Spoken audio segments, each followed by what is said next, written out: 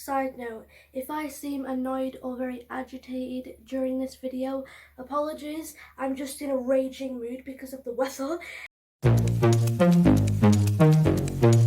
Hey, it's Mel, I hope you're doing well. Today we're going to be talking about the Tylenol Murders, which is an unsolved case which took place in the Chicago metropolitan area in 1982 and resulted in the death of 7 people. Tylenol is a type of paracetamol used to treat fever or pain. There is a few ways to take Tylenol.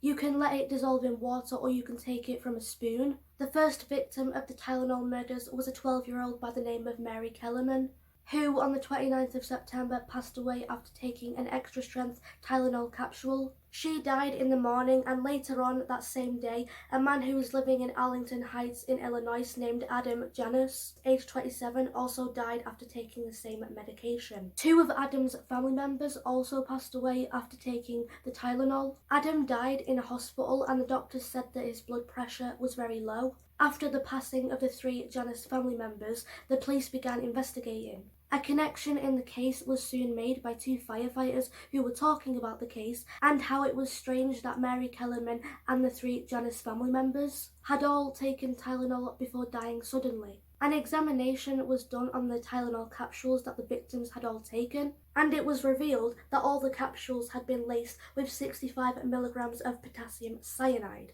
The Tylenol bottles had all been tampered with and came from different factories, but the victims all came from the Chicago area. The tampering of the bottles most likely occurred in the stores. After finding out that the Tylenol capsules were laced with cyanide, the police immediately alerted the manufacturer of Tylenol, Johnson & Johnson, who cut all production and advertisements of Tylenol and warned the public to not take any Tylenol or medication with, and I think I'm going to pronounce this wrong, acetaminophen in it.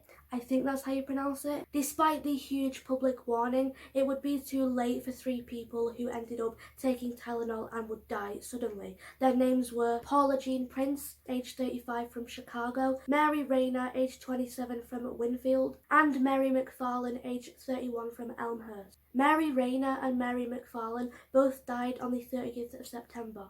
Paula Jean Prince died on the 1st of October. At this point, Tylenol was being removed from all store shelves. The company's reputation was temporarily ruined due to the poisonings. In the following month, 7 more Tylenol bottles containing cyanide were found on store shelves in the Chicago area. A heated manhunt soon occurred, with people trying to search for the killer. Investigators eventually found their first suspect, a man by the name of James Lewis, who worked as a tax accountant and was known to commit fraud. He left the Chicago area when the Tylenol killings began. James Lewis actually sent a letter to Johnson & Johnson demanding $1 million to stop the Tylenol killings. On the 13th of December, the FBI apprehended James while his wife, Leigh Ann, turned herself in. In another threatening letter, the killer claimed that his intentions were to blow up the White House and create more Tylenol deaths. The writer of the letter said that the threats would end only if Ronald Reagan didn't change his tax-based policies. Ronald Reagan was the 40th US president from 1981 to 1989. James Lewis's handwriting was matched to the 2 letters sent by the killer. James even showed the police how an offender could theoretically tamper Tylenol pills with cyanide.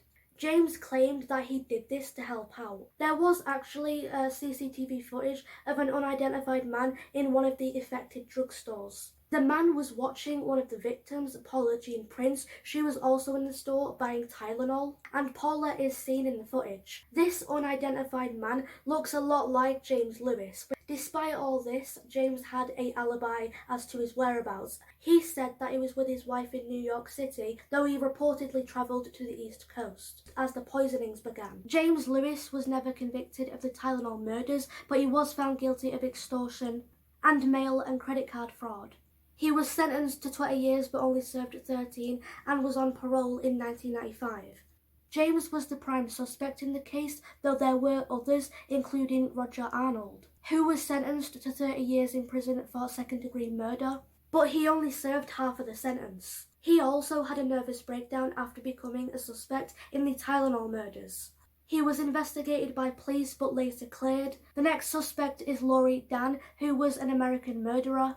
She was also mentally ill and spent time at a hospital. She went on a school shooting, killing one boy and injuring many others. She also had a history of poisoning attempts. She committed suicide at age 30 in May 1988 while taking family hostage. Next suspect was Ted Kaczynski.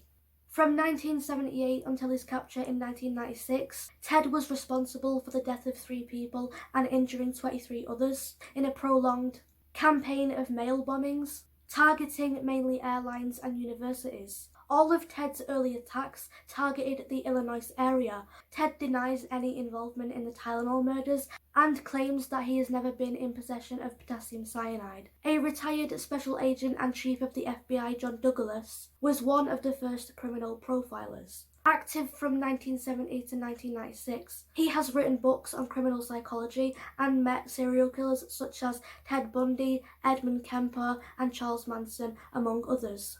With the information he had, he made a profile of the Tylenol killer. He said that the killer would have to be in his late 20s, early 30s, be a white male. He would be a loner, be depressed, be driven by rage. He would crave attention and have trouble socializing. He would have relationship issues. And he would feel that society wronged him in some way and could have a military background. He lacks power and strength and was mostly ignored. That right there is the profile that John Douglas came up with for the Tylenol killer. The Tylenol murders remain unsolved. And now for final thoughts. I think, looking at all the suspects, that James Lewis stands out. And he does look a lot like the unidentified man that was seen in the CCTV footage.